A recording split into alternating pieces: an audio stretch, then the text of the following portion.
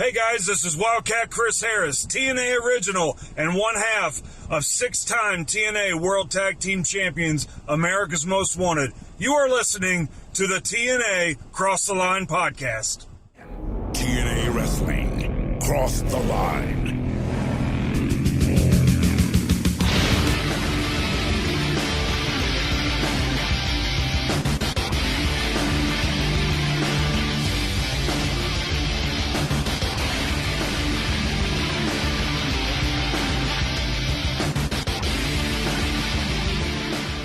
And we're back with episode 177 of the TNA Cross the Line podcast. I am Colling Jr. And with me, as always, is Dallas Gridley. In Dallas, we have our No Surrender main event all set. The NWA World Champion, Raven, is going to be defending against Abyss. But Abyss has a special certain somebody in his corner. And that person is Father James Mitchell. That's right. Sinister Minister, James Vandenberg, just Jim Mitchell. He's back in TNA. And he's with Abyss. God. We thought this moment happened a year and a half before it did. But now we've experienced it. And hopefully this means that Abyss will be back to being relevant and interesting. So, Dallas, how do you feel about the main event for No Surrender? I'm already looking forward to it, man. It's something different. It's not Jeff Jarrett versus WCW legend. Right. So that alone, I think, makes it exciting. We haven't seen... When's the last time we didn't see Jeff Jarrett in the main event of the pay-per-view? Have we yet for the weekly or monthlies? Lockdown. Okay, I'll give you that one. That was AJ and Abyss. The only reason it wasn't Jeff Jarrett is because they didn't do a title match. That's right. Okay, I'll give you that one. That's good. But I don't know. This just feels fresh. We know they have history.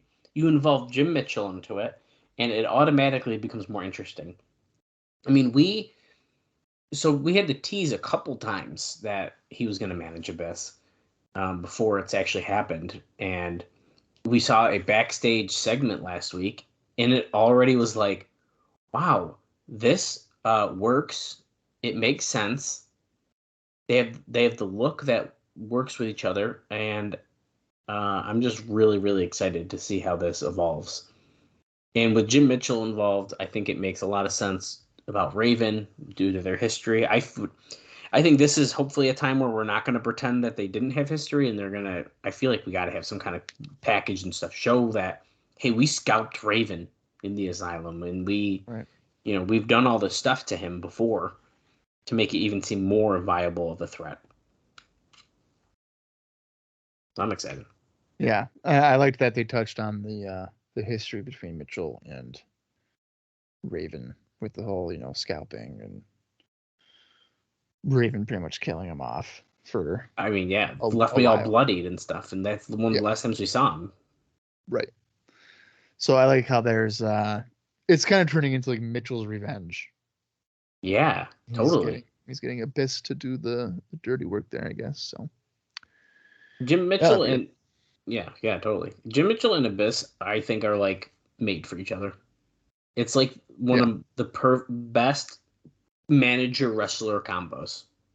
It works so well, and we're about to see the beginning of it, and it only gets better from here.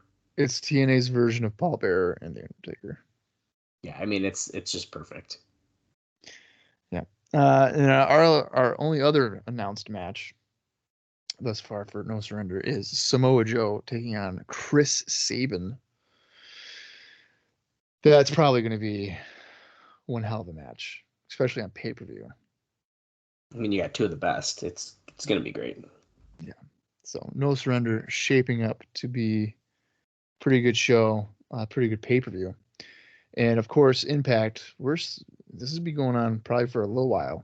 We are an internet show, although we are watching the Sun Sports edition, which was an add-on for what was it, Dish?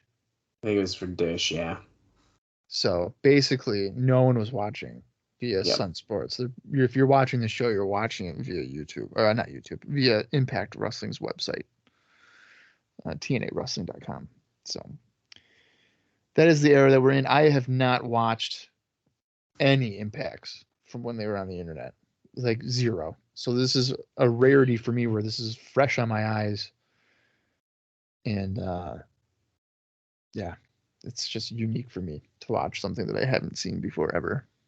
Yeah, I think that makes it a lot more fun.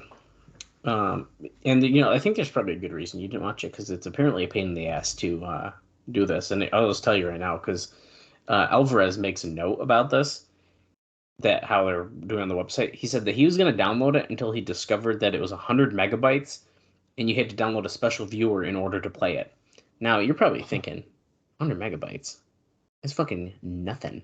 Well, in 2005, on not very good internet, 100 megabytes is a shit ton. Yeah. That's big. I mean, just for example's sake, let me see how big the file is that we're watching today. 579.8 megabytes. And I had zero issues. It transferred to my computer from a hard drive in seconds. But 100 megabytes in 2005 from the internet, which is not very good, is an absolute pain in the ass. A lot of people are probably still using dial-up, aren't they? I don't know, man. Maybe. I know. I know my mom had dial-up. Well, then I think that answers your question. I don't remember. I don't recall ever really having dial-up, to be honest, but I don't know. Maybe we did, and I just didn't realize or something. My dad didn't get wireless internet, until like 2014 or something. Get out of here. What? I swear to God, dude. It took forever. Yeah. Insane. Yeah. It took him forever to do it. Yeah, that's crazy. Well, I understand why it's a pain in the ass, I suppose. So yeah, not a lot of people are watching these shows, and not a lot of people have probably seen them even since, to be honest. So there's also that. Oh, I'm sure. Yeah. It's kind of fun. We're covering and we have been really, we're covering an era of TNA's history that probably, besides the pay-per-views, a lot of people haven't really watched. And I think that's what makes it fun. Right. Not until a lot of people jump ship. Yeah, so probably in the next year or so. Yeah. Then it's definitely more of a. If I had to guess, I would say early 2006 is when people really start I think that's when more people pay attention to TNA, and then by the fall of 06, it's okay. Okay, this is a thing. Yeah, okay, we gotta maybe see what's going on over here. Yeah, it's gonna get pretty crazy. Let's run down quick the card from last week. I don't really have a observer little paragraph, because since they tape these in 4 shows at a time, I'm trying to kind of avoid those, because I'm gonna slip up and spoil something that I don't want to spoil. I got to be careful, because the way these notes are written, obviously these came out. The initial report came out the day after or so of the taping, so there's lots of stuff. So we saw Michael Shane defeat James Storm in 8 minutes and 46 seconds in the opening contest. Actually, I didn't think it was a bad match. I thought it was pretty good. We involved Alex Shelley into that as well, which I thought was interesting. We saw Shark Boy defeat David Young in 3 minutes and 39 seconds with a roll-up, which I thought was interesting. Samoa Joe defeated Delirious 3 minutes and 34 seconds. And then in the main event, we saw Christopher Daniels defeat Elix Skipper with the Koji Clutch in 11 minutes and 58 seconds in what I thought was a very good Impact main event. So it was pretty solid. We also saw a pre-show, earlier in the day interview with Mike Tenay with Conan and Ron Killings. Then the Outlaw and Monty Brown attack them. So we are furthering that story along. We saw the backstage promo with James Mitchell and Abyss trying to make that deal. And then, of course, at the end of the show, they made the deal. Abyss took out Raven with the Black Hole Slam to end our show. And then Jarrett also was claiming that he wants his title shot. Zbyszko says Apparently, there's this new star he could potentially be fighting. So a bunch of stuff went down. Who could the new star be? Well, I think there's been one person we've been talking a lot about, and I think I even potentially have a note about that. That is kind of the idea, and I think that it is Matt Hardy. Planned to be Matt Hardy, and Oh my God, man. Okay. So let me let's just get. I'll just say this. Yeah. Okay. So regarding Matt Hardy on TV, they did an interview with Zbyszko teasing a surprise for Jarrett. And so there was at one point an idea for Matt and Jeff Hardy to debut as a team on the No Surrender pay-per-view show. At this point, there are no plans for either to wrestle. But if Matt doesn't go to WWE, he could start on the next pay-per-view. But maybe not wrestle if they booked out the whole card and blah, blah, blah. So that's the thing. I think that's sort of the idea. And then there's even an indie show that Matt Hardy did. Do I have what indie show it was? I thought I did, but I'm not seeing it here. Oh, it's an indie show in Chicago. I don't have the company name. But Matt Hardy did the kind of the Scott Hall thing, like the survey says things. And he asked the crowd if he should go back to WWE or go to TNA and help TNA kick Vince's ass. And the fans cheered for the TNA one. So he's even like kind of getting feelers out. That's funny because the fans want him to go somewhere, and then he is probably not going to go there. Yeah, I mean, I think we've already mentioned it. We can just say it. He doesn't come. Right. In fact, I don't know when. I looked it up, but I can't remember. Because technically, this pay-per-view, No Surrender, starts like right after his no compete ends, so he would be able to legally appear like on that show. But I think by then they're already starting the angle with him like attacking Edge on Raw, and he's not there. He's not hired. All that kind of stuff. I think he's hired when he's attacking him. Well, that's the story though. Is that he's like the storyline. He's not supposed to be there. I did quotes. You didn't see me. No, I was trying to find out this Chicago show, but I do. It's in Oakland, Illinois, near Chicago. So, is there a date for it? June 25th. I don't think he wrestles. He just does an appearance. He just okay. That's why it's not in Cage. Okay, yeah, and he does things like he calls Adam. He says Adam Copeland is feces and Amy Dumas is a slut. So he's saying lots of things. So yeah, I don't know. I'm curious because it seems like that's what they want to do, but it also is like so back and forth that it doesn't seem like it's even like a real option at this point. So we'll see what happens. Do you think that he made the right decision in 2005 to go back to WWE? Yeah, because I think that storyline is fucking awesome. Yeah. Well, here's the thing. I think it's a great storyline. I remember getting SummerSlam 2005, and I was super pumped for it. Maybe for his mental health, it was not a good idea. Probably not for his mental health. Probably not. But like, dude, that's like, I don't know. Maybe the nostalgia's talking here. I mean, that's like an all-timer for me. Like that whole storyline stuff. Like I remember it so well. And the thing is, it's because it's real, so it helps. Yeah. But like, it's just a standout for me. I love it. I just remember being so excited for their showdown at SummerSlam 2005. I was like, oh shit, this is gonna be a fucking brawl, blah blah blah. And it's like 4 minutes, and Edge beats him because he like hits his head on the pole or something. And I was like, you gotta be fucking kidding. Oh yeah. And they have a great cage match the next month at Unforgiven. And I was like, you should have just had that at SummerSlam. SummerSlam 05 is fucking stacked, isn't it? Oh my, yeah, dude. That's Hogan and Michaels, isn't it? Yes. That's right? SummerSlam. Yeah. And then isn't it also Jericho Cena? Oh my god. Is that the Eddie and Ray ladder match? Yeah.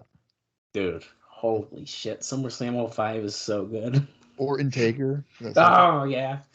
Dude, that SummerSlam is absolutely insane. 2005, I remember when I was a kid, I don't know if I bought it or if I got it as a gift. I got like the '05 DVD box set. And so I have all the pay-per-views from '05 in a box set. Right. They're all good as fuck. Yeah. That's a good ass year for pay-per-views. Yeah. Yeah. That year is also like when Muhammad Hassan got like written off TV, right? I think it is, yeah. Great American Bash. Yeah. Yeah, that sucked. I remember watching that one live. That sucked. Yeah. I hear that they chokeslam him through the stage, right? I think it's a last ride. Last ride. Yeah. Yeah. No, you're right. It's definitely last ride. Yeah. Good stuff. I think it was in Buffalo too. Yeah, I think it was. Yeah. But I was a mere child, so I was not there. I was not there either. My buddy had ordered it at his house. That's awesome. I watched it. Well, enough about that. That's our new side project, 2005 WWE pay-per-views. Let's do it. We would not be bored. No, probably no. You look at One Night Stand 2005 that we watched along with Hardcore Homecoming. That shit was great.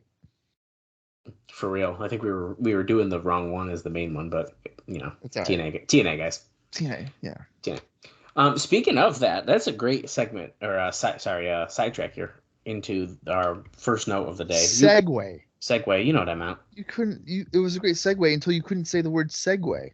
Yeah, well, I'm just excited about this Kid Cash interview. Oh no! I can't help myself, man.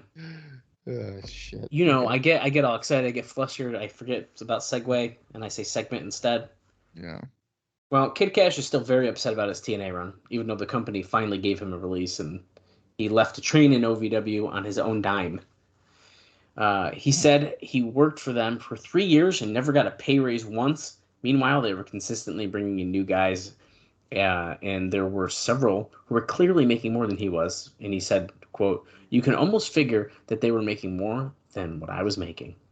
He, of course, puts over ECW huge in this interview because obviously the nostalgia is happening strong.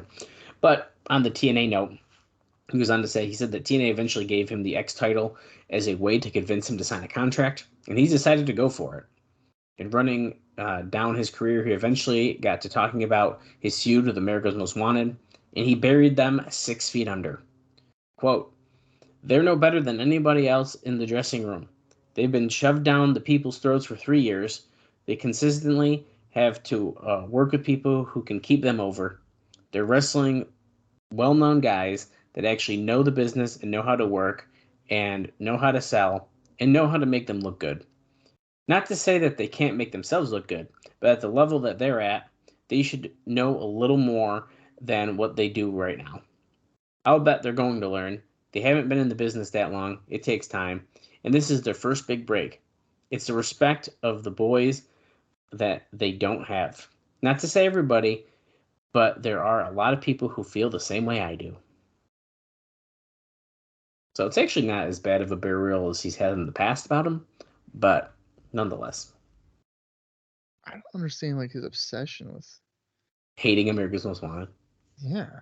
He really fucking hates them. But, you know. I mean, it's not like they don't bust their ass. I know, dude. That's like the crazy part to me. It just sounds like jealousy. That's sort of what I was getting from it too, to be honest. I don't know. Which I could understand jealousy because, like, you know, if they're making more money than him. Right. I mean, I get it, but also, at least in TNA, I mean, Harris and Storm are probably of more value as a top babyface team, at least for most of this time. I think that's fair to say. But Cash is great too, so I mean, he definitely would deserve equal amount.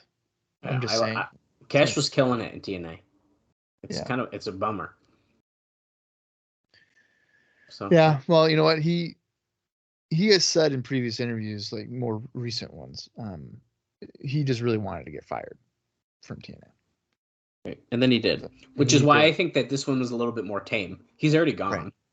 Right. Whereas before, he was talking about people kissing ass and doing who knows what to get spots and all that kind of stuff. So yeah, it's pretty crazy. But nonetheless, he's gone now, unfortunately. And we're probably not going to see him on this podcast again in TNA. So right.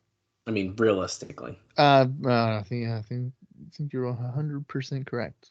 Yeah. Moving on to some more television stuff. There are a lot of television rumors regarding an impending Howard Stern deal to bring the TV version of his radio show to Spike. Now you're wondering, Dallas, why? Dallas, what the fuck are you doing here? Okay. Well, Stern's contract with E expires in a few weeks, so he's apparently doing something there. I don't know. I wasn't watching it. So I know that. So he had his radio show televised, like clip wise, on the E network in like half-hour increments. So I remember as a kid, if you stayed up at like midnight, was it like as wild? Well, it was all censored. Well, if it was late, that's why I'm wondering. I wasn't sure. Right. I mean, so they'd have like some interesting stuff on there, but it was like censored, whatever. And I want to say it would be like midnight to like 2 or something, but it was separated in like half-hour increments. So it was like it was weird. But yeah, so they would just basically take the video version of his radio show and put it on E. And then, as you're saying, the contract ran out, and then he went to Sirius. Okay. So go ahead, continue with your Spike TV thing. I'm interested to hear that Spike TV was gonna have this. Yeah, so it's pretty interesting. So he says nobody's announced anything, but I read one article writing about a move to Spike as if it's a given. So if it's a Monday through Friday slot, it's irrelevant when it comes to TNA. Right. But if they go 6 nights per week, it could be devastating if they choose the same 11 p.m. time slot that E ran the show in. And it would make sense to do that. So this is where it counteracts the TNA thing. And it also says that Stern is probably a better lead out of UFC programming than TNA. So this could be potentially disastrous for the Spike time slot, essentially. Yeah, I mean, I feel like on E, I watched it on weekends. Interesting. Unless they have been potentially reruns even. You never know. Well, although I don't know if probably a rerun. Yeah, you never know. Yeah. Regardless, if it was late enough and they're thinking about doing TNA late, that seals the deal there. Yeah. Yeah, I don't know. That's interesting though. I think I'm not spoiling anything. That doesn't end up happening. He does not go to Spike. Right. No, I would say that's not spoiling anything. Yeah. He ends up doing his own like Howard Stern on-demand service where people would have to pay to see like the video of their outrageous clips or whatever. And is this what you were like listening to recently or no? Yeah, so I have a bunch of I think it's 06 through 09 of his Sirius run that I like to listen to. And that's because Artie Lang was on the show. At least at the Sirius run. He was there for those 4 years before he departed the show, or was fired, whatever you want to say. Okay. But yeah, I want to say I have his entire on-demand catalog as well. Wow. So if you ever want to watch Letitia Klein ride a Sibian, let me know. I don't even know what that means. You don't know who Letitia Klein is? And I don't know what she's riding. Letitia Klein. No, I have no clue who that is.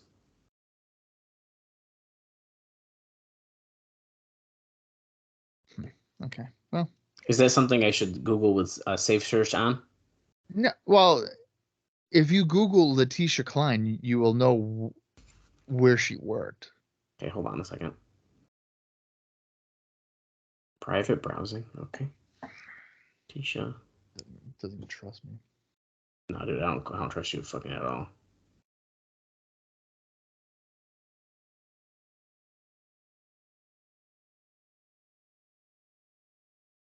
Hold on, it's not helping me. Well, she's in TNA? Yeah. I have no clue who this person is. When you started watching TNA in 2005. Well, that doesn't mean I knew her name. I guess is the maybe where I'm at here. Right. Television. Let's see. She made her debut in 06.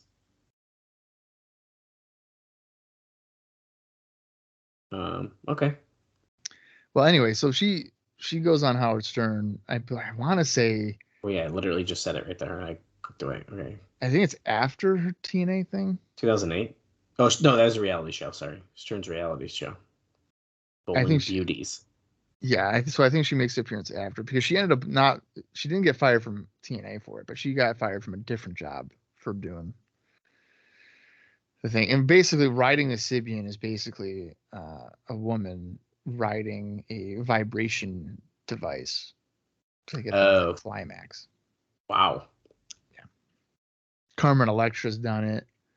I think Janet Jameson did. Like on his show, that's what they did. Yeah. Okay. Wow, that's quite a show. No wonder you're listening to that while you're working.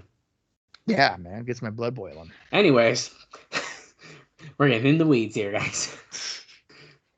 I guess it's TNA relevant. I just didn't know it. It is, yeah. Look at that. Anyways, moving on.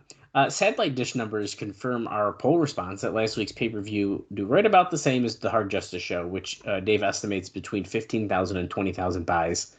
That has to be considered a positive for two reasons. The first is between the two big boxing shows around this time, which I have no idea what they are, and coming sandwiched in between two WWE shows, one of which was the ECW show, the one I stand. It's tough competition. And more than that, they had no TV the last few weeks leading up to it.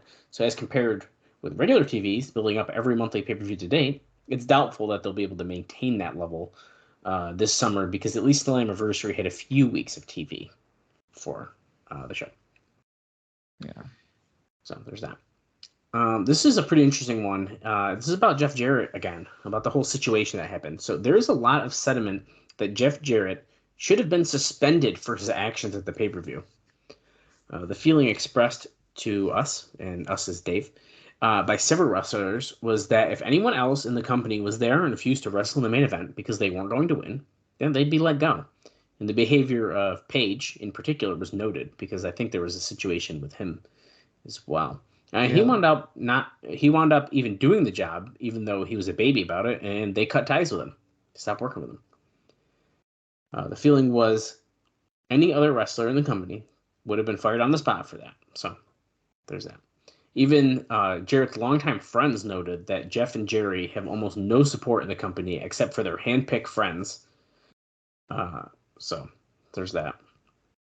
And he's even noted that two of them, Dutch Mantel and Jerry Borash, are on the booking committee. So essentially Jeff is still taken care of and no doubt has his ear in what is going on. Right. One said that he couldn't believe how much they didn't get it, as they think going to the wrestlers and saying the new booking committee is just going to fail will get them back in power. Not realizing, sorry, my phone is ringing. I am hanging up. Not realizing the wrestlers, for most part, trust Dickerson. I think that was one of the guys we've talked about in the past. And see Jerry as an old school wrestling promoter, carny guy who has lost his magic touch at being on top of the industry. The feeling among his just actions this time finally made the Panda people see through him as not being a team player. So, got some negative on him there. Well, you know what? If it benefits him, he's all for it. And if he's got to do something that doesn't benefit him, he'll cry about it. That sounds like every wrestler. Right. So. It is what it is. Yeah, that's all right. I got two more things for you, Bob, and we're going to get into the show here. And we got a couple during the show, of course, as always. Naturally, the TV they tape for Europe is airing pretty strong right now. And it notes that the show over the weekend, which we just already discussed, it aired only on Sun Sports Friday at midnight. It talked very well about what happened on that. Well, we already talked about that. So the note is that it's just doing well in Europe, essentially. So my last note here for you, this is an interesting one that I was wondering when this was going to happen, is that WWE Legal is giving TNA problems about the Outlaw name being too close to their copyright of the New Age Outlaws. I mean, I get it, but it's also like two totally different things. I agree with that, and I think the only reason they're even flagging it is because he was in the New Age Outlaws. Right. I mean, if he wasn't, I don't think they could have really said too much about it. But The New Age Outlaws, and then the Outlaw. it's pretty different, right? Yeah. I mean, that wouldn't even be confusion in the marketplace because number one, New Age Outlaws isn't even active Right. in the company. Neither guy that was in that group or in that team or in the company, they're in the company that he's the outlaw. That's whatever. Yeah. Whatever. It doesn't matter. I still think he should have been Nin. No introduction needed. He's known as Nin. Nin. I like that too. And the only other legal issue, there's more legal issues. The only other legal issue that's being talked about, it's not directly related to the company, but we've talked about it before. The battery charges between Johnny Fairplay and Ron Nemi. Oh my God. That was settled on June 27th. But the charges were dropped. Both were working for the company last June when Ron accused of assaulting Johnny Fairplay after a taping. Nobody showed up to testify in the hearing against him, which led to the charges being dropped. Johnny Fairplay claimed that he was assaulted after an argument regarding Bobby Heenan, all this stuff. So basically, we've talked about it in the past. The charges are dropped. It's over. There we go. Well, I'm really glad that dilemma is completed. I know that's really been, you've been wondering. I would probably text Dallas 3 times a week. And He really did. I'd be like, dude, can you just tell me? You tell me what's happening with that I mean, assault case? I know that I could just go into the Observer account and just since it's yours, and since it's mine, and just find out. But I need to know. And now I know. So shake my head. I love it. Is that it for your notes? That's it for now. I got a couple for the show, but that's all the pre-show notes that we needed to get out of the way so we don't have to deal with them during this epic episode of Impact on Sun Sports or on TNAWrestling.com. All right, well, let's get into the July 1st, 2005 edition of TNA Impact. The runtime is 45 minutes, 38 seconds. And we have the full show. We'll have the full, we're going off the air, unlike last week, so don't worry about it. Last week was just missing the copyright, essentially, of the show. But we saw everything that we needed to see. So if you want to watch along with us, head over to Impact Plus or find it in your own personal collection. I will count down from 3. When I say play, that's when we're going to start the show. So here we go. 3, 2, 1, play. This is TNA, Bob. It's the new face of professional wrestling. Now we're getting our, of course, our highlights from the last show. Raven coming out. Oh, here we go. Oh, okay, good. The opening package is showing old school Asylum footage between Jim Mitchell and Raven. Or at least a quick clip to start. That's good. You know what we should have done, Dallas, when we first started this was make a list of all of the wrestlers that would cut a promo and say that I'm going to bring TNA to a new level. We're going big time. That is funny. Same shitty intro. Dun, dun, dun, dun, dun, dun, dun, dun. Da, da, da, da, da.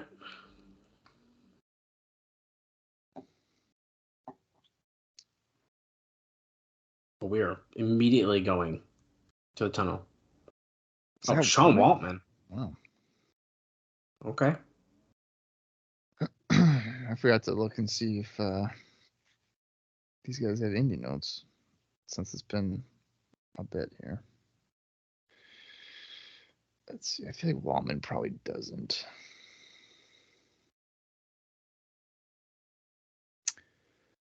And he... Oh, I lied. I guess he does. Really? Yeah, that was before Slammiversary, but he worked IWA Puerto Rico on June 16th and June 18th, and it was a Memorial Cup for Victor the Bodyguard.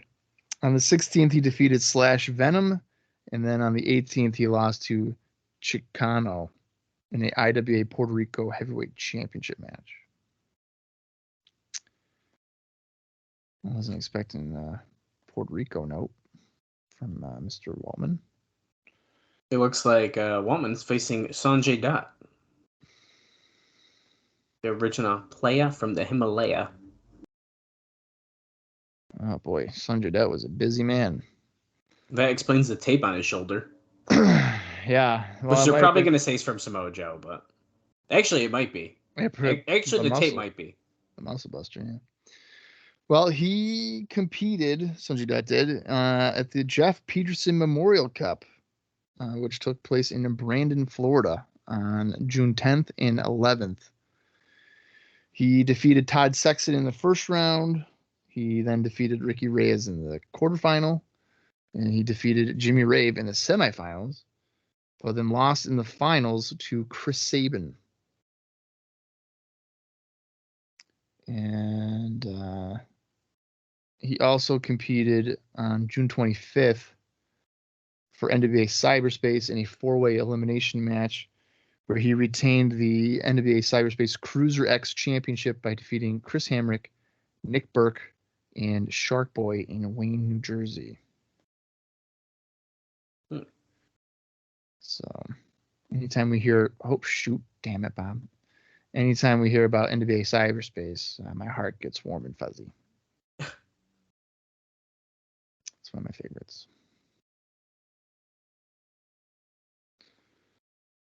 Shoulder block. Leapfrog by Dunn. Off the ropes, coming back tilt to whirl, head scissor, takes out Waltman.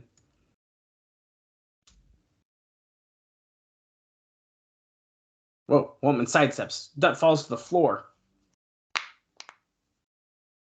What's going to happen?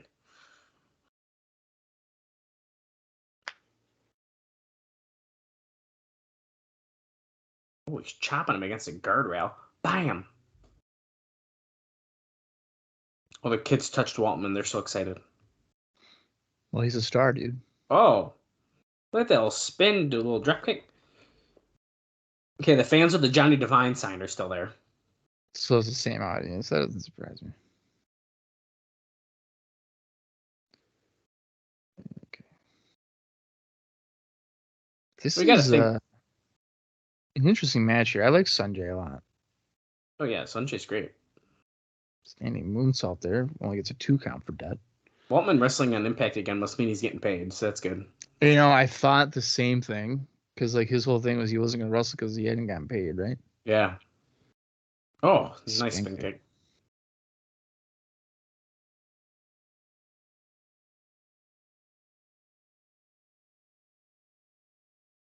Wow, I think they just told us our main event for tonight. I believe they've had one before, right? Yes, Alex Shelley and Styles are in the main event. But wasn't it technically like a dark match that they put on? Yes, because they re-aired it. Yeah. Waltman driving Dutt down to the mat gut first. Quick leg drop. Only gets a 2 count.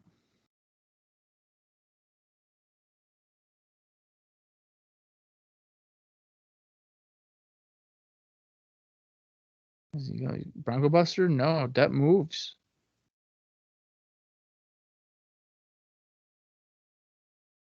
Going for that Bronco Buster, it just couldn't work out.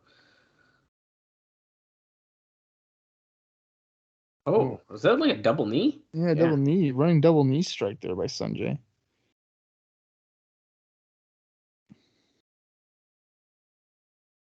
Oh, nice. 1, 2. Waltman kicks out at 2.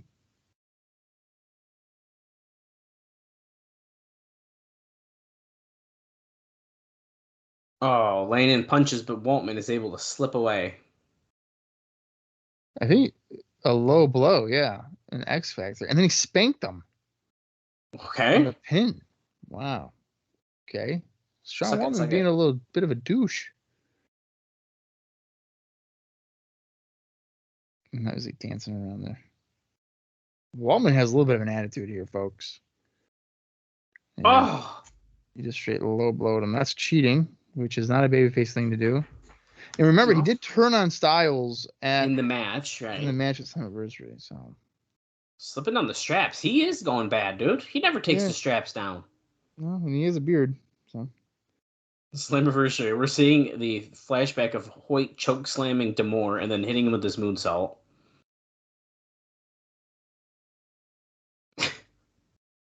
You guys ready to go get drinks? Meet me at the bar. Terry Taylor is doing a really shitty job here trying to do this interview, but he's asking Rude where D'Amore is. Petey's hair is getting long. Dude's got it back in like a half ponytail. Yeah, Taylor has a smile on his face as they're telling him that D'Amore's like dead. And he's like, in the hospital. Yeah.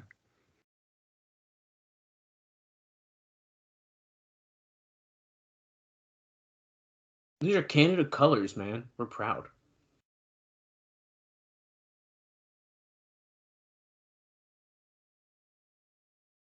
In case you guys forgot, I'm the captain of this team. That's right. He is the captain of Team Canada. Yeah. I forgot, so I'm glad he reminded us. I would have thought Bobby Roode was. I just remember Petey was in the World Cup stuff. Right. Because he's like the small one, so it was like funny to make him the captain, I feel like. Yeah.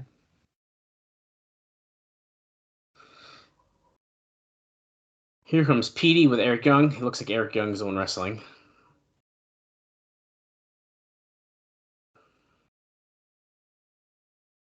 When do you think Scott D'Amore will return? I don't think it's gonna be that long. No surrender, maybe. Like, I don't think it's really gonna be that long at all. Yeah, I wonder when he comes back. I don't know. There's stuff. I think the note that mentioned when he was out last week, like, hinted at the fact that it was gonna be like when they're back on TV, but like it seemed like speculation, so I didn't really mention it. Lance Hoyt. Oiled the fuck up. When they say a man of the people, they're not kidding. Look how hyped the crowd is for him, though, dude. It's because they get to, now that we know the context of him literally having drinks with the majority of the people in the audience at a local bar. I mean, you're going to feel like you're best friends with the guy. I think that's fine. It's smart marketing by him. Fuck yeah, it's smart. You spend at a bar like 2 hours or something, drinking with some fans. Of course, they're going to be on your side. Make you look like a big baby face. He tosses Young to the corner and he scares Petey off the apron. And that allows a cheap shot drop kick by Young from behind.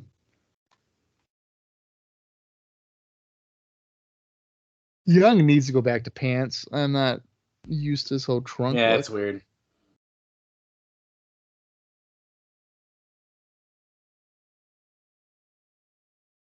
And I just saw on Twitter that Lance Hoyt, now known as Lance Archer, tweeted that CM Punk is afraid to fight him in the AEW ring. Who said that? Lance Archer. No way. He did. He literally just tweeted that? I don't know if he just did, but it was a tweet that he did. The Murder Hawk guy, 7 hours ago. Oh my god. It was in reference to Punk saying that, you know, the wrestlers you like are soft or whatever. And he goes, I'm not, but he won't fight me, and AEW won't put me in the ring with him. So. Okay. I should retweet that because that'd be fun. CM Punk's a little bit of all talk, I think. I mean, you guys ass whooped in 2 UFC fights. I mean, come on. He's a sports entertainer. Off the top with double axe, but he got caught in a chokeslam. Oh, he gives him an atomic wedgie and throws him across into the other corner. Yeah. That'll be the next feud. It's going to be him and Eric Young. And Eric Young like, you gave me a hemorrhoid, you son of a bitch. You gave me a hemorrhoid. Yeah. Every time I sit down, it hurts. It's because this wedgie, and we'll see a slow motion clip of it. That guy was dressed up like Abyss. Yeah, I just saw that too. Holy shit. It's not a Halloween episode. Oh, Petey saves Young from a big boot. Pulls him to the floor.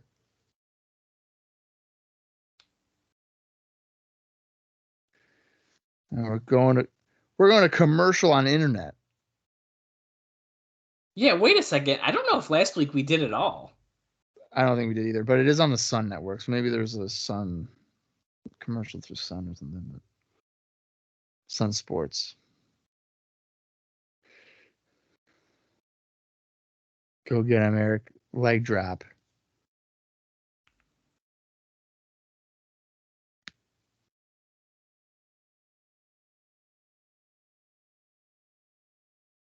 Now he's choking him with his knee. That's illegal. Or his like shin. I want to get my hair to a point like Petey's where I can just pull it back, scrunch it up. You're getting pretty freaking close. Call it a day.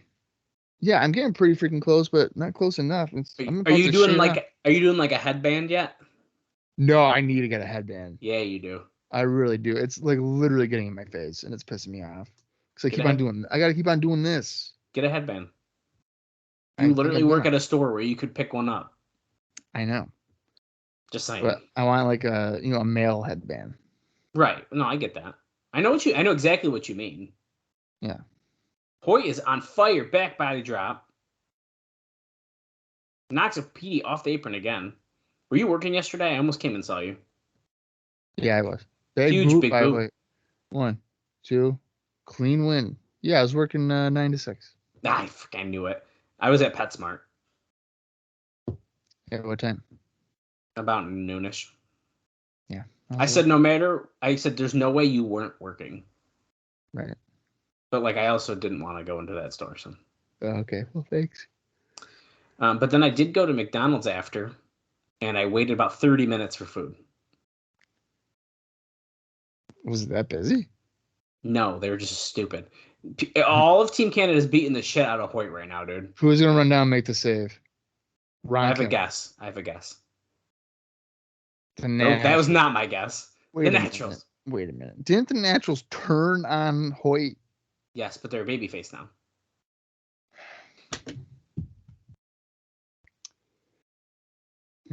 Consistency.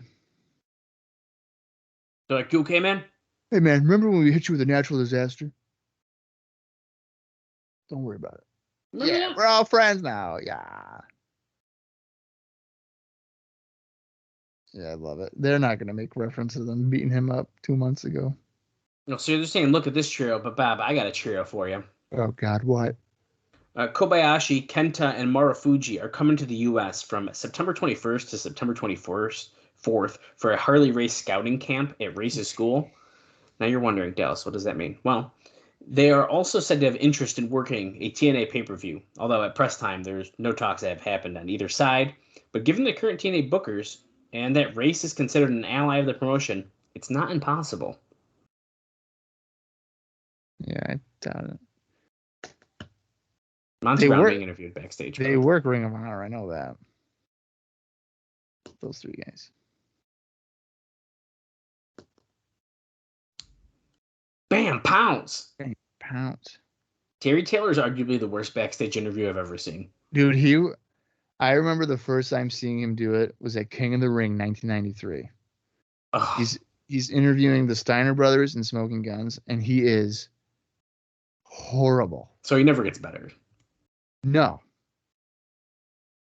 You could text Austin right now and be like, hey, Terry Taylor is a backstage interviewer. And he'll probably be like barf emoji. He's so bad. Yeah, that's not great. What was I about to say about? It was about Terry Taylor. I thought I lost it. He's just not good, man. He's just not good. Oh, Alex Marvez or Terry Taylor? You pick one. You have to pick one. Who would you rather have be an interviewer? Can I pick Pamela Polshock? No, that's too easy. Oh, shit. Okay. She's better than them. Okay. Yeah, she is. Alex Marvez. Okay, you know what? I'm gonna go Terry Taylor What? because here's the thing. Whenever I see Alex Marvez, I feel my insides get really angry. Oh my god. But when I see Terry Taylor, it's more like I'm sad. Okay. It's like for him because like he's not good. Here But comes Marvez, Abyss. I just get angry inside because I feel like he's trying real hard, and he sucks real bad. See, but I feel like Marvez, after the first couple shows that he was like really bad on, he basically says about 2 words, and then the wrestlers usually take the mic and talk. Yeah, wasn't he supposed to be like the lead commentator? I think that was just for the like one of the first couple shows there. Okay, because like I think it was happening for a little bit. By the way, here comes So I said Abyss is coming out, but Father James Mitchell is with him, and he's wearing the same outfit as he had on last week.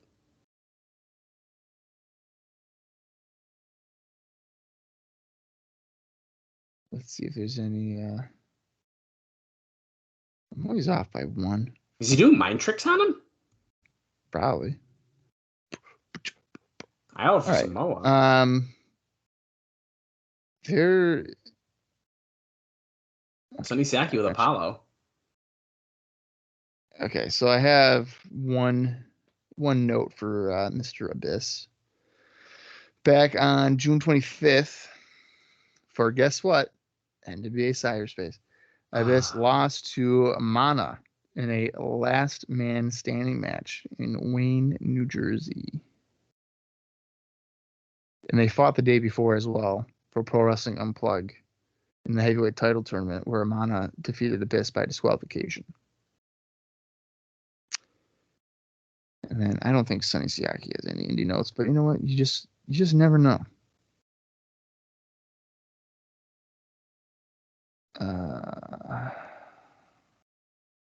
No. Oh. Ducks to close that by Abyss. Goes for big boot, but he holds her up and he flexes. Blah! Drop toe hold. Abyss is on the bottom rope. Here comes Siaki. Boom. Nice kick. And knocks Abyss out of the ring. Dude, is he getting a push? Sonny Siaki is not about to win a match against Abyss. I think he's about to get a push. Yeah, okay. Yeah, push out the door.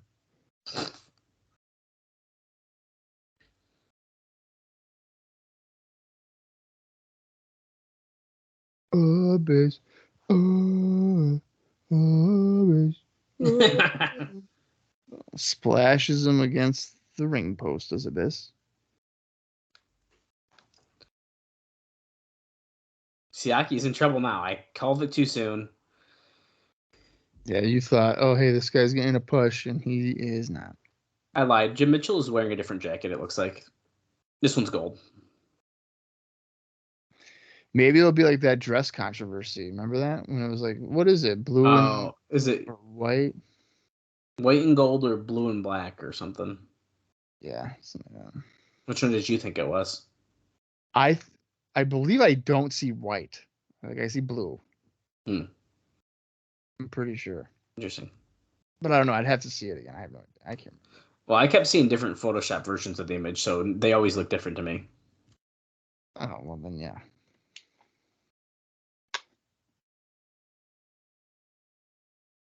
Nice chop. About another one. Abyss, do another one. Do another one, Abyss. Do it. No, he's not going to do it. Scoop in his side. That's right. Takes him out. Oh. Oh. Simon Diamond is back with Big Trytan as his partner against America's Most Wanted tonight, big too. Splash.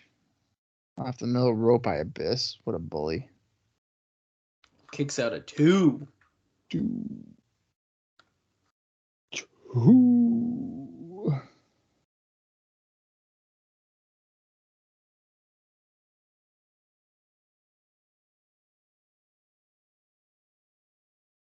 Oh boy, going for a choke slam.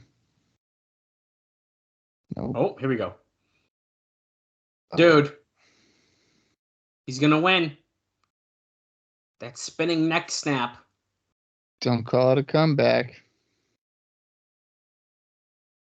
He knows what he's doing. If Siaki could beat him, he could be in no surrender main event. Ducks the clothesline, comes back, pop up, and oh my god, Hurricane, what is going on? Siaki hasn't had this good of a showing since he was X Division champion in 2003. That's right. Anything can happen on the internet. No one's gonna see it. That's right. Off the top. Oh shit, he gets caught for a chokeslam. And whoa! Well, there you go. One. Oh, he kicks out a chokeslam. This is at least a 3-star. This might be one of Sonny Siaki's best matches. What is happening? TNA. And I'm not even joking. The guy hit a Hurricane Rana. Siakalips? No. Oh, he said suplex, but Black Hole Slam. Oh fuck. You know, that's one thing. Man. That's one thing with Abyss matches, that if you duck under a clothesline, you're screwed. You're going to get a Black Hole Slam. Yeah. He wants the gold. That is what I like about his finisher. Is like there's many ways you can hit it. Like they could be Irish whipping. Was it Apollo? Yeah, he was ringside. Oh, he's got a chair. He's gonna hit Siaki with it. Don't do it. He's gonna turn on Siaki, and he's gonna be like, "Abyss, we're brothers." And it's gonna be the Kane Undertaker. And he's gonna put the El Leon mask back on. Yeah, and he'll be like the Kane to his Undertaker. El Leon. And then we all knew it was Apollo, and then he like randomly took it off one day. Yeah. Okay, he turned his back. He went to help Siaki, and now Abyss went after him. Damn it, Apollo. I like Apollo's wearing like high socks. What's wrong with high socks? I don't know. I just don't know a lot of people that wear high socks. I do.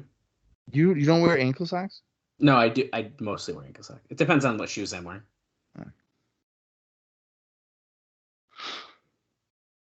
I don't believe in wearing matching socks because that's just a headache. I just grab 2 socks and I freaking wear them. Oh, Raven. I like Skirt Raven better. I'm pissed he's wearing jeans, but whatever. Oh, I bet you TNA didn't want their world champion to wear a skirt. I think he just went back because of the ECW hat, to be honest. Oh, that's probably. I think that's why. Because he started doing it at Hardcore Homecoming again. Yeah. I mean, it's also not his first time doing it in TNA, but I just prefer the skirt. I don't know if he goes back to it, does he? Yes, he does. He does? Okay. Yeah. I couldn't remember. He just choking Abyss with serotonin, right? Oh, well, he's mostly, he doesn't wrestle a ton when that's happening, does he? He's mostly a manager. Yeah. He has to. I don't know. I guess we'll find out. I have no idea. Okay, so he just pulled Abyss into the chair in the corner from wrapping a chain around his neck. July 17th, no surrender. We already have a title match. Why don't make it interesting? Oh boy. You want to... Oh, fuck. Bob? Oh boy. Raven just asked for a dog collar match at No Surrender. You have got it. Wait, one more stipulation. Let's make it No Surrender. What is it? Okay. You can't throw the towel in. You cannot quit. I don't get it.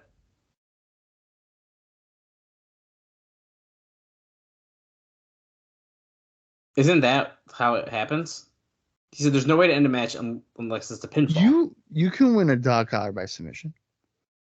Like by quitting? Sure. Okay. Because it's not like a chain match where you have to touch the corner. Right. So a dog collar match, I think, is typically just pin or submission. So he's just saying you can't like give up. You have to be pinned. You have to be pinned, yeah. All right. So he just wants a whole bunch of violence. All right. I'll accept it. Oh, hey, it's Pat. Oh, wait a minute. Simon Diamond. with Trytan. Okay, so that is actually a really good point that you just said that. He's Simon Diamond again. He's not, thank fucking God. But he's with Trytan? What are we doing? Yeah. Now, we haven't seen Simon Diamond or Pat Kenny since Turning Point, 2004. Holy shit, dude. Are you serious? Back on December 5th. Now, he has been quite busy. He's been working mostly 3 PW shows. He had a couple of 0-1 appearances in early 2005. He's about to cut a promo now. But yeah, he's 3 PW and Hardcore Homecoming. He's getting promo time. He's a good Simon has a problem.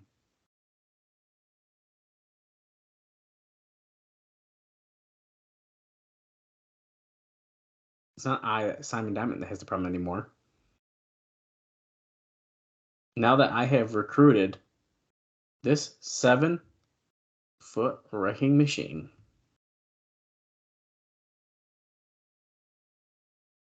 Everyone else is the one with the problem. Because I have all the answers. Okay. And they're fighting America's Most Wanted. Yeah, well, there's no way they're winning. That would be a shocker. I was going to say, I think they might lose, but they just broke their losing streak, so. Right. They didn't mention him as previously as Pat Kenny, right? I haven't noticed that yet, no. Okay. I didn't think they would. So I feel like, 7 months is probably a long enough time to just forget it. I would say so, yeah. Especially, once again, the ECW stuff, dude. I think that's absolutely playing a part. Because they're probably figuring people are looking it up and like, oh, Simon Diamond. Mm-hmm. It makes sense. Let me give you another note here, Bob. I only got 2 more, so. Before we get into this exhilarating contest. Richard Scrushy, whose Health South organization was the original financial backing for TNA, was acquitted on all charges of fraud and falsifying company financial reports. Oh.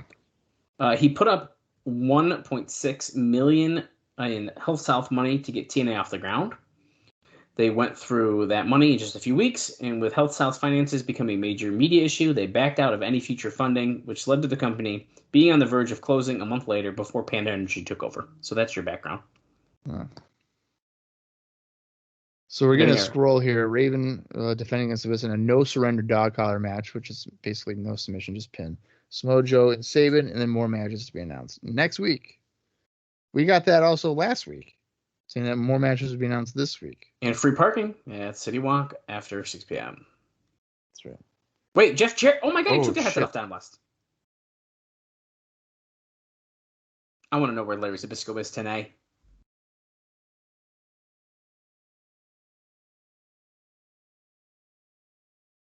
Look at 01 Jarrett sunglasses. Yeah, that's exactly what it is. Oh my God! He just fucking pushed Down West over as Tenay said, who's to blame? Look in the mirror. Tenay, not backing down as an announcer is my absolute favorite thing. I love how they're doing this literally during a match. Do you see the match? I know, but still. It's AMW. Well, that's the weird part.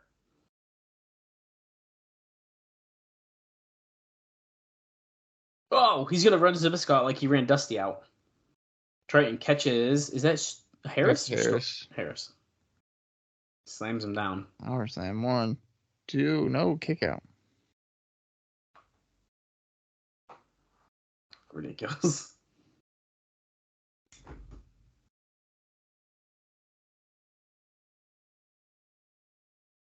Irish whip. Diamond off the rope. Does press. Couple southpaws. And he tags in his partner, James Storm. I'm totally fine if Simon Diamond is back, by the way. I just don't like that he's with Trytan. Yeah, that Trytan one doesn't really work too well. In fact, there's some Simon Diamond stuff I'm excited about in the future. I wonder what that could be. I don't know if it actually ends up holding out and being good, but I'm excited to see it.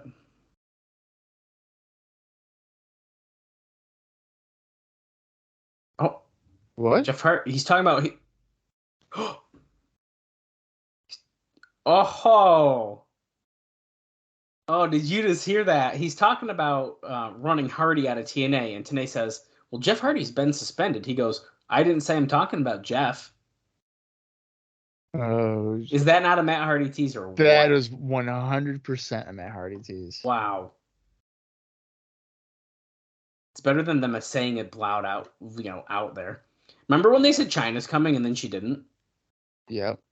Look at all the security. Don West brought security with him.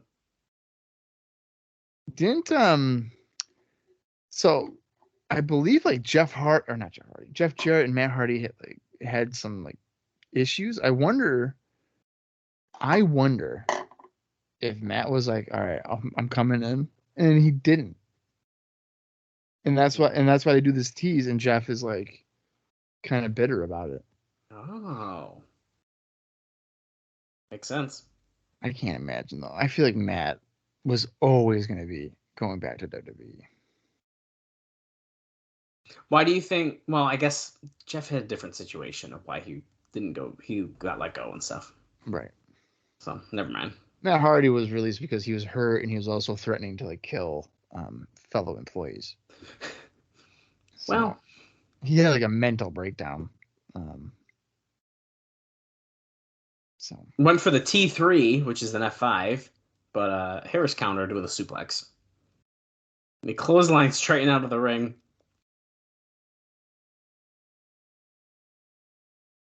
now Simon Diamond has had success against A&W in tag matches just with Johnny Swinger. Right, man. Oh, so good. Oh, shit. And he Super just ran kick. into a super kick from Harris, and that's going to be a 3 count. And there's a 3. And Or Storm, excuse me. Not Yes. Harris. Storm. Yep. I got breaking news. What? I just looked it up. That is Trytan's final TNA appearance. Wow.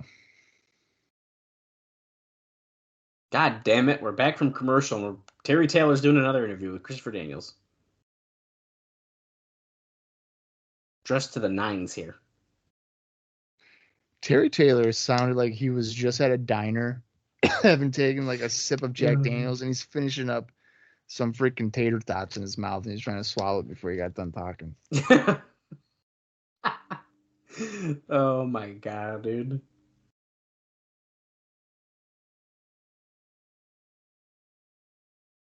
It's the anniversary. Maybe 2 of the greatest X-Division wrestlers. There are no more empires for me to conquer. Uh-oh.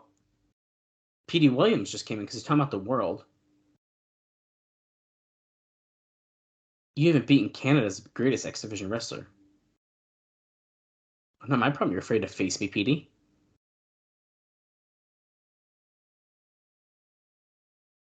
Lance Hoyt is no Christopher Daniels because he's saying, "Look, do you see what we did to him?" He just tried to take it from him. You're not going to take anything. Okay. Looks like we got our X Division title match. He just said you got it. PD against Christopher Daniels at No Surrender. Tricked him. He outsmarted Daniels.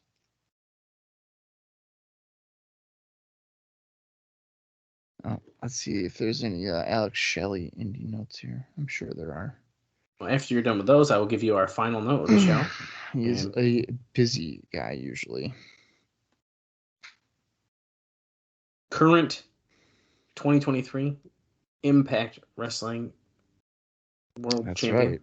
That's right.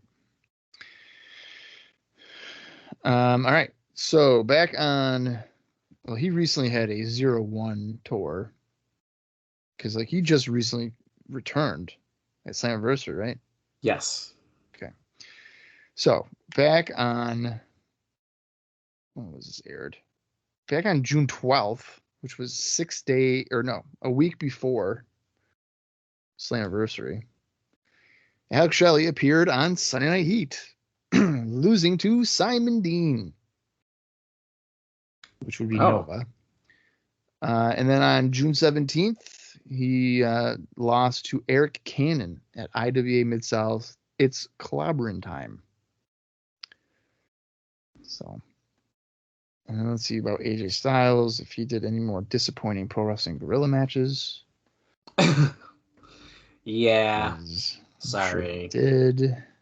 You know, I was thinking about a positive about that bonus episode is that there's only 2 days before the Slammiversary episode drops, so at least people didn't have to suffer too long. Yeah, I guess that is positive. It wasn't like that's what we did for a week and like there's nothing else. So. Right. Back on June 4th, AJ Styles, who at the time was the NWA World Champion, he defeated Petey Williams in a best 2 out of 3 falls, 2 falls to 1 for EWF in Italy. And then on June 10th, he defeated Alex Levette in an NWA World Title match at the Jeff Peterson Memorial Cup. And then on June 11th, AJ Styles defeated James Gibson to retain the Pro Wrestling Guerrilla title at Qatar Medan. And then on June 18th, AJ Styles once again defeated Petey Williams at Ring of Honor's Death Before Dishonor 3. He traded wins with James Gibson on the 25th and 26th of June for AZW in Hawaii.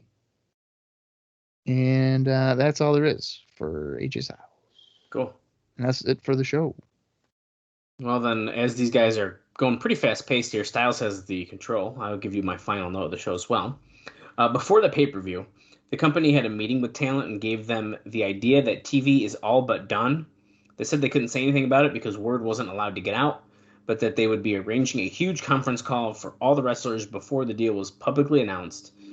That was actually the plan for the WGN deal as well, so they were planning to tell people before it was official. That's nice. And that's it. That's what I got for you today. Okay, so now, we're getting the scroll again. We still got the No Surrender dog collar. Daniels puts his X Division title online against Petey Williams. Samoa Joe versus Saban. Are we not going by Chris Saban anymore? Is it just Saban? That might just be for the bottom. I hope so.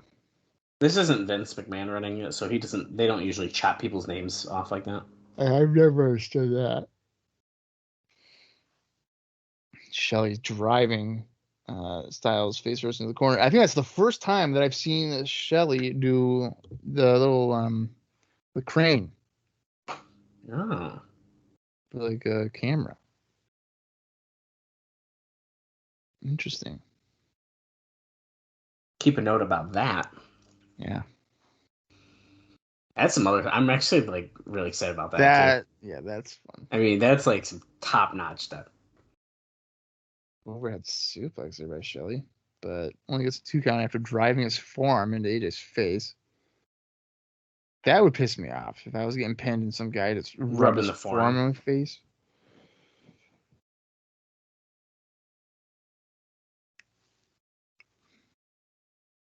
Oh. Twist the neck. That's gotta feel good.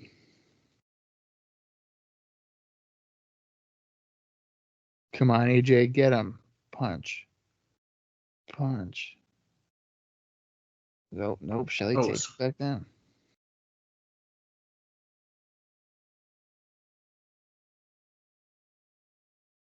It's very tough, very competitive. We were at the 40-minute, 33-second mark, if you're following along, on Sun Sports. Or TNA Wrestling.com. Oh, look at this. Whoa. I thought he was going for like a Russian leg sweep, but then he kind of did a takedown. Now he's got a submission locked in here. I don't even know what kind of submission you've got. It almost is. This is what Tanay said.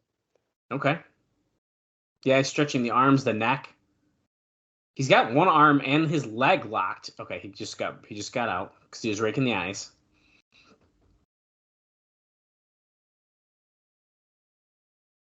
Oh, stiff kick. Yikes.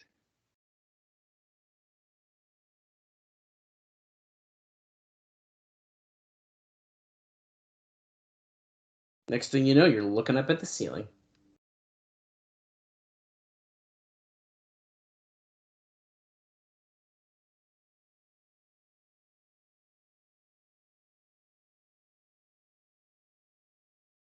The pain from the knees, but also it takes the wind from AJ.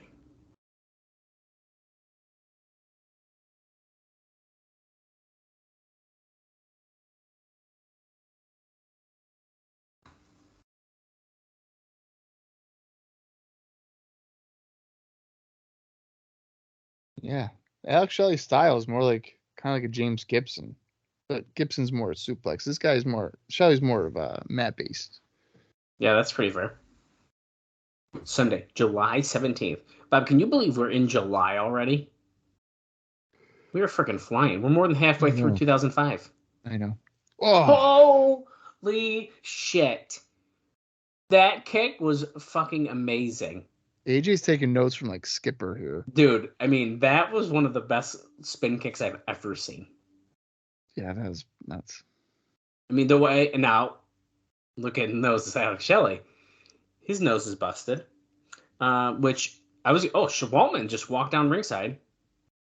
He saw the spin kick.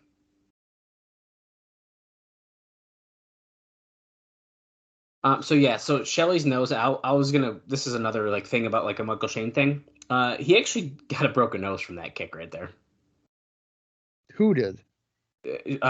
Shelley's nose is broken. Oh, it is. Yeah. So, wow. I didn't know when it was going to happen. I was going to say it after, but it's very clear it's from that kick because he's immediately bleeding. Yeah. Look at that. Holy shit. Oh, yeah, it's dripping everywhere. Him and Michael Shane are not expected to miss any significant ring time, but I will tell you now, I won't say what it was going to be yet, but they were both scheduled in the 4th show main event on the taping. So we will see what we get instead when we get there in 2 weeks, but they had to pull them from that main event because they both got injured. Wow. Waltman's being very cocky. Himself. Well, he's explaining himself for why he turned on AJ, and he's saying, well, every man for themselves, which is true. Right. But he also hit Sonjay Dutt in the nuts today. But they're saying, well, you made a pact with him, didn't you? What is this? Like a reverse pedigree. Whoa.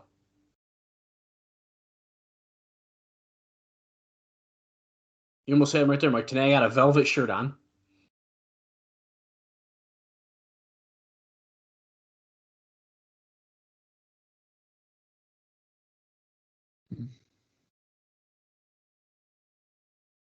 Oh, Papa. Hurricane Rana. Sure.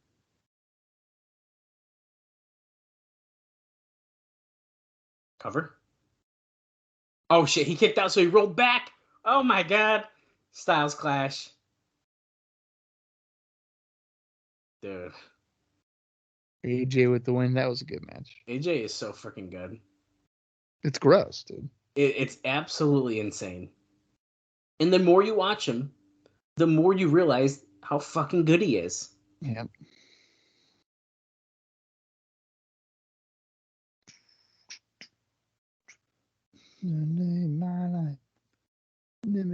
Oh, Waltman's getting in the ring. I have a feeling I know one of the no surrender matches that we're gonna be getting. That would make sense. Oh, he's not wearing a velvet jacket. Jerry no Lynn. freaking way. Jerry Lynn?